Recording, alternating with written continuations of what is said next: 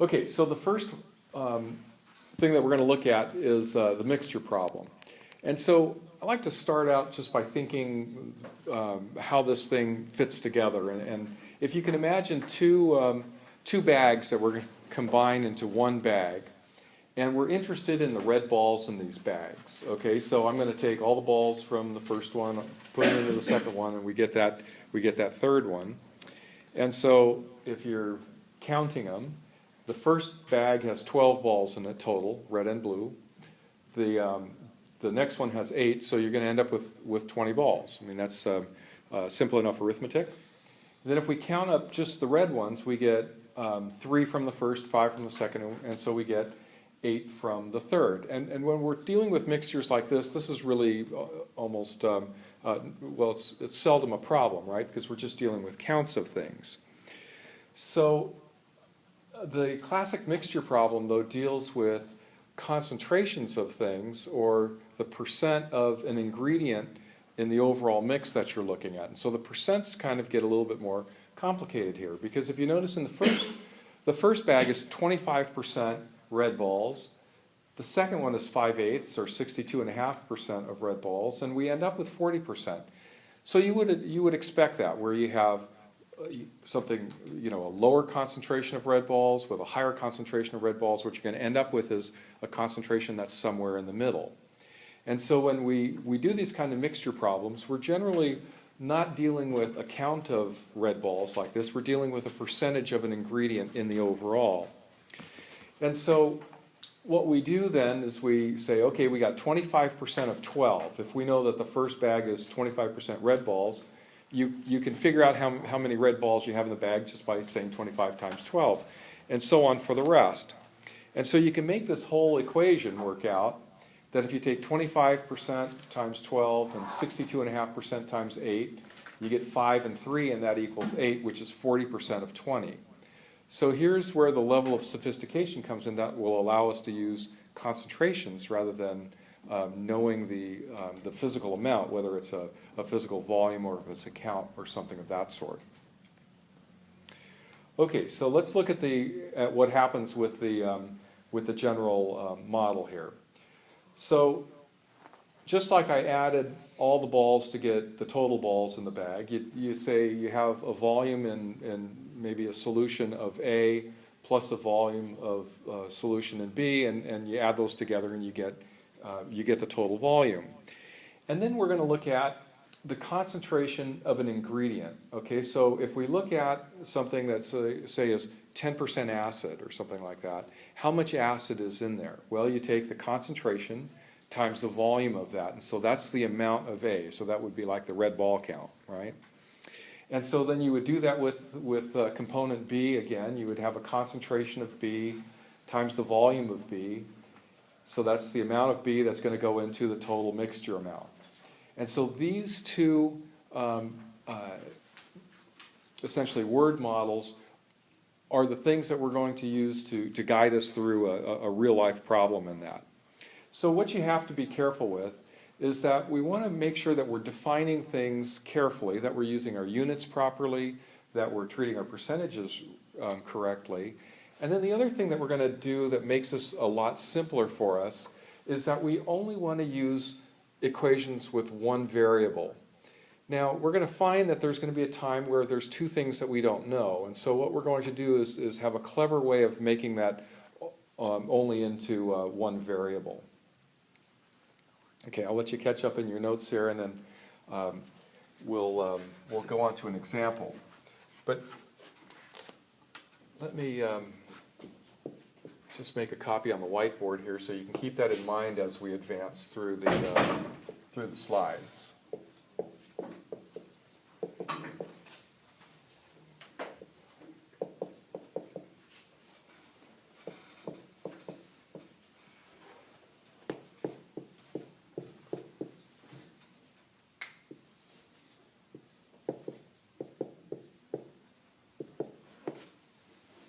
So we have the concentration of A times the amount of A plus the concentration of B times the amount of B. And that's going to be the concentration of the mix times the total volume. Okay, so let's explore an example here. So you have a 2-pound bag of mixed nuts containing 20% cashews, and a 3-pound bag of mixed nuts that contain 10% cashews. Okay, when you mix the two, what percent of the mix is cashews? Now this is a very personal question, because whenever I do nut mixture problems, you'll see me use cashews because I like cashews the best. They're the ones that I pay attention to. So if you're at a party with me and there's mixed nuts, stay away from the cashews. They're mine, all right? Okay, so here's the question that's of importance to me. So we'll use this model and we'll say, okay, the total weight is bag A plus bag B equals the total mix. That one's easy. We have 2 pounds and 3 pounds, so we're going to end up with 5 pounds. Now the cashews, I'm going to say, okay, the percentage of cashews in the first bag, bag A, plus the percentage of cashews in bag B times the weight of bag B is going to be the weight of cashews in the mixture. So this is, I'm counting red balls. I'm counting these as nuts now, okay? And so I get 2 plus 3 equals 5 pounds. That one's straightforward. And then this one, I take 20% of 2 pounds and add it to 10% of 3 pounds. And so I get 0.4 plus 0.3. I get 0.7 pounds of cashews. So now that I know how many cashews I have, or the weight of cashews, and the weight of the total mixture, I can say, okay, that ratio is 0.7 to 5, which is the same thing as 14 to 100. So I have 14% cashews. And so you would expect that when you're mixing two things, you have a higher concentration of one of the ingredients is 20%, the lower concentration is 10. I'm going to end up in a blend of that, of having that concentration somewhere in between. So this is probably the most straightforward of the problems that you have with mixture problems. You have two things that you know about, you mix them together, what do you end up with? Now, there's a different kind of problem that we can solve using this model. Let's say you have a 10% solution and a 60% solution of antifreeze. How much of each do you need to mix to make 10 gallons of 50% of a 50% solution? Okay, so you have one that's too strong, one that's too weak, you need one in the middle, and you need 10 gallons of it. How do you get to that? Do you have a question? Sure.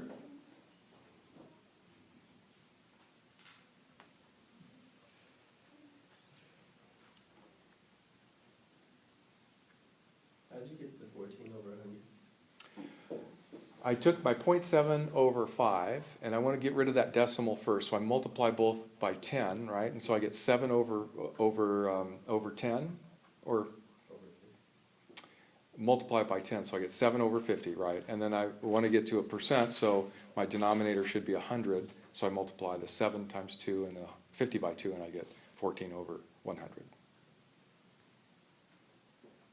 All right? Okay.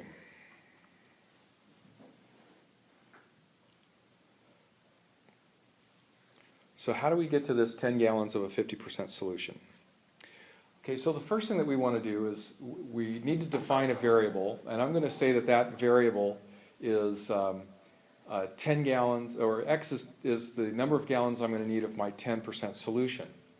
Now here's where the clever substitution of the variables comes in. I'm not going to say Y equals the number of gallons of the 60% solution, because I'm going to end up with two variables and two equations, and that's a lot more difficult to calculate than what I'm going to do. So I'm going to make use of this first equation here, where the volume of A plus the volume of B equals the total volume. So if I know that this is X and this is 10, this has got to be 10 minus X. Okay, does that make sense? So I can eliminate the need for another variable by just using the relationship that we know of from this first equation in the model. So if we add those two together, of course, X is the amount of the 10% solution, 10 minus X is the amount of the 60% solution. x plus 10 minus x equals 10, which is what you would expect. All right, so then I'm going to set up my equation on this model based on my definition of x, and so I'm going to say 10% of x plus 60% of that other solution, which is 10 minus x, equals 50% of 10. So here I'm just adding up my antifreeze. So the first 0.1 times x is the amount of antifreeze that I get from the first solution. The 0.6 times 10 minus x is the amount of antifreeze I get from the second solution. And so together I get 0.5 times 10. So I have the total amount of antifreeze in the solution. So here's one equation with one unknown. And so we should be able to solve for the value of x. And so the first thing we do is we distribute the 0.6 over the 10 to get 6, and the 0.6 times negative x to get negative 0.6x. I'm going to combine my like terms of 0.1x minus 0.6x, and I get negative 0.5x. And I'm going to subtract 6 from both sides, and so I have 5 minus 6. And then I will simplify that 5 minus 6 is negative 1 and divide it by the negative 0.5, and that's what x is going to be. And so if I simplify that, that turns out to be 2, right? If I multiply both of them by negative 2, what I get is negative 2 over negative 1, which is just going to be 2. So if I look back at my definitions, if x equals 2, that means that's the number of gallons of the 10% solution I need. And so if you know you need 2 gallons of the 10% solution, you need 10 minus x, or 10 minus 2 is 8 gallons of the 60% solution to make 10 gallons of a 50% solution. Now you can check your work here by saying, okay, I have 10% of 2 plus 60% of 8 is 50% of 10, and sure enough, 0.2 plus 4.8 equals 5, and so my calculation is good.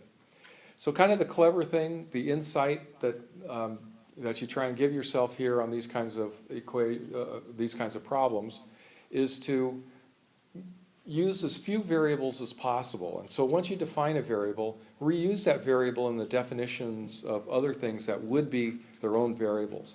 Now it's possible to define this as y equals the number of gallons, and then you'd have a second equation that involves x and y, and you have 2 equations, 2 unknowns, and we'll learn how to do that in a couple of weeks here. But for now, this is a little simpler.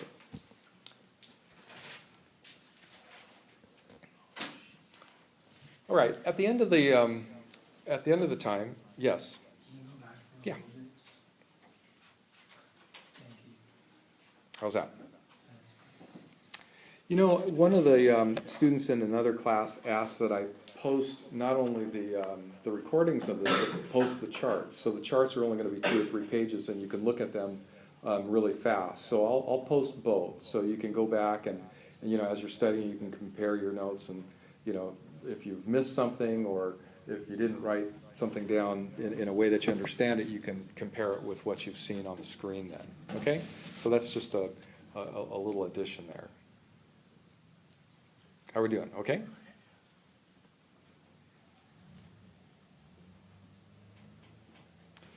Okay.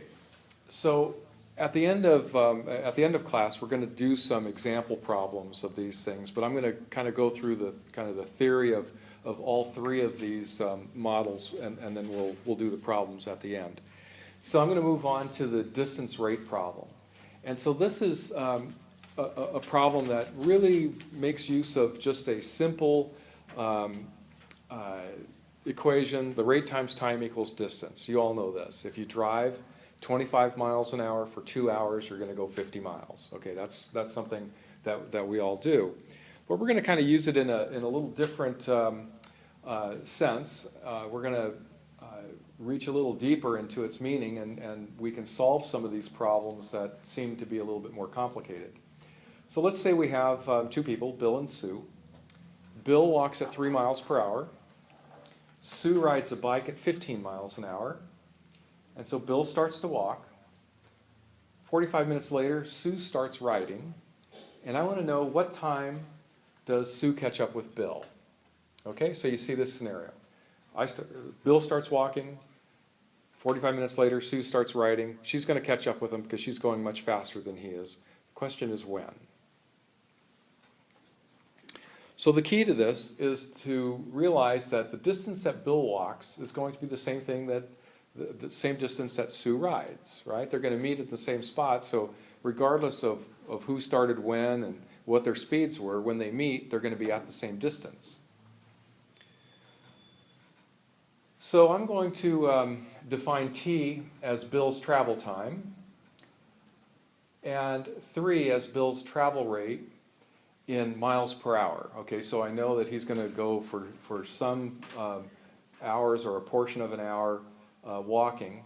And the reason why I select hours is because his rate is in miles per hour. I could put this in miles per minute, right? There's 60 minutes per hour, so if I take 3 divided by 60 is 1/20th. I could say his speed was 1/20th of a mile per hour, but I'm introducing fractions where I really don't need to. Okay, so let's look at Sue's travel time. Sue is going to start 45 minutes later. Now we want to stay consistent with our units.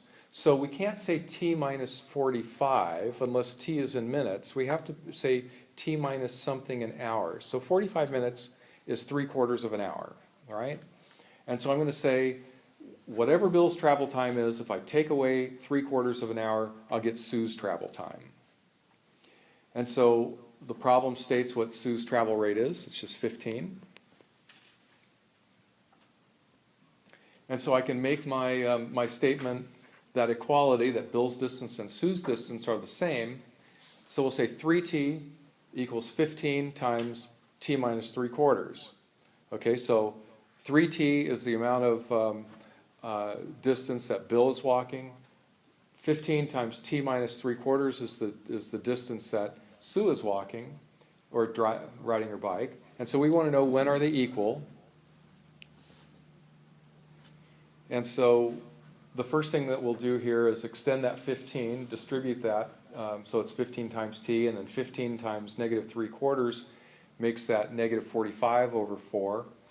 And I want to get rid of that fraction, so I'll multiply through everything by 4, and I get 12t equals 60t minus 45. All right, and then from here, it's a fairly straightforward solve, and I get 45 equals 48t.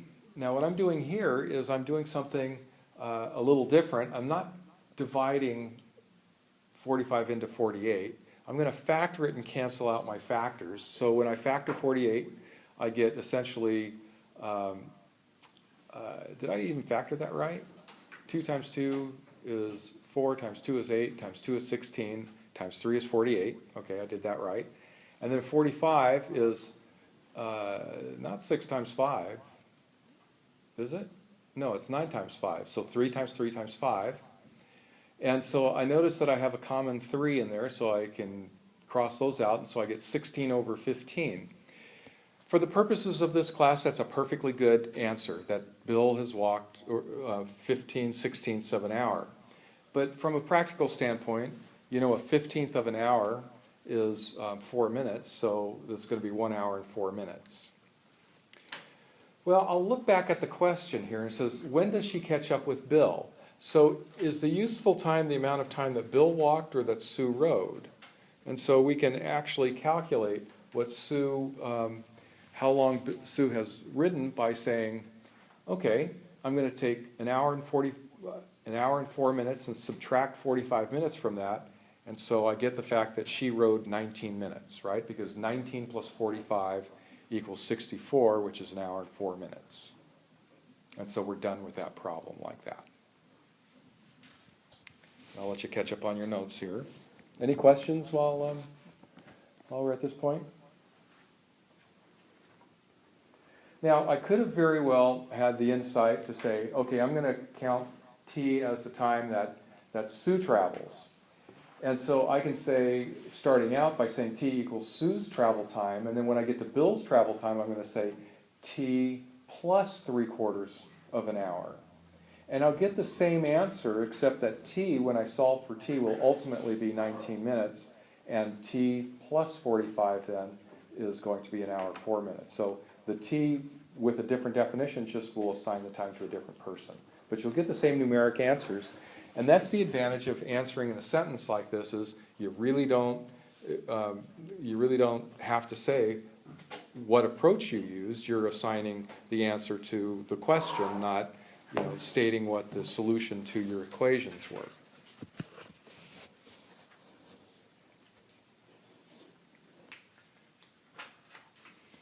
All right, then the third kind of problem that we're going to do are work rate problems.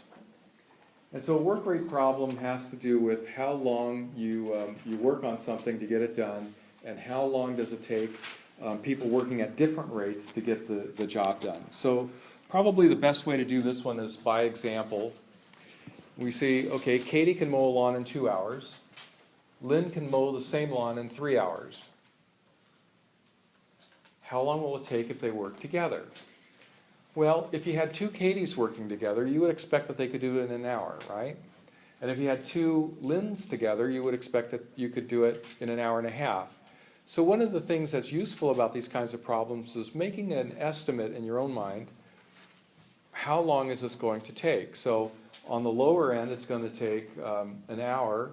On the upper end, it's going to take an hour and a half. So somewhere in there, if we have two dissimilar rates, our answer is going to be. So sometimes it's very helpful to anticipate what kind of answer you're going to get.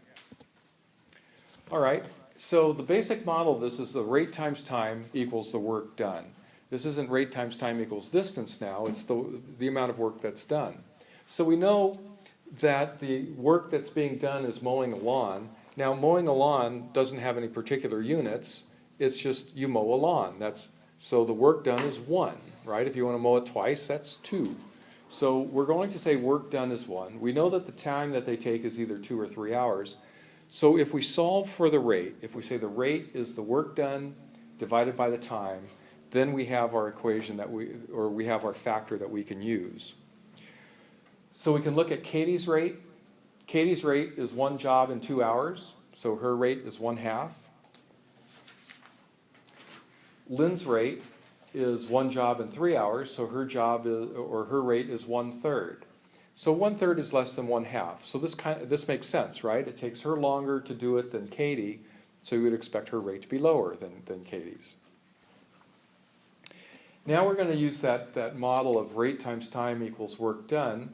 We're going to define T as the time that they work together.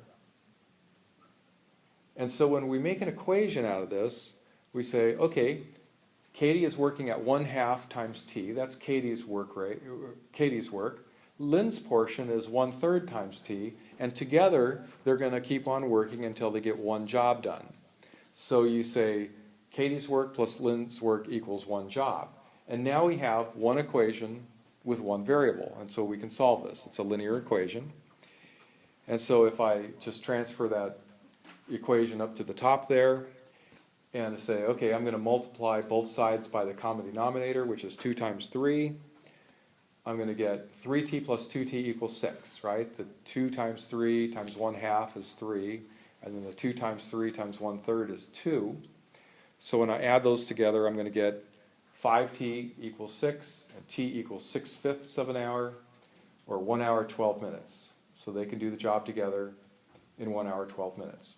There again, 6/5 is a perfectly good answer, and it's probably the one that you should stick with here. So compare that with what I said earlier about how much time do you think it will take? Well, if we had 2 Katies working together, it would take 1 hour. If we had 2 Lynns working together, it would take an hour and a half, right? Because each of the 2 identical people would do half the job. 1 hour 12 minutes is somewhere in between 1 hour and 1.5 hours. So the answer is consistent with what we expect.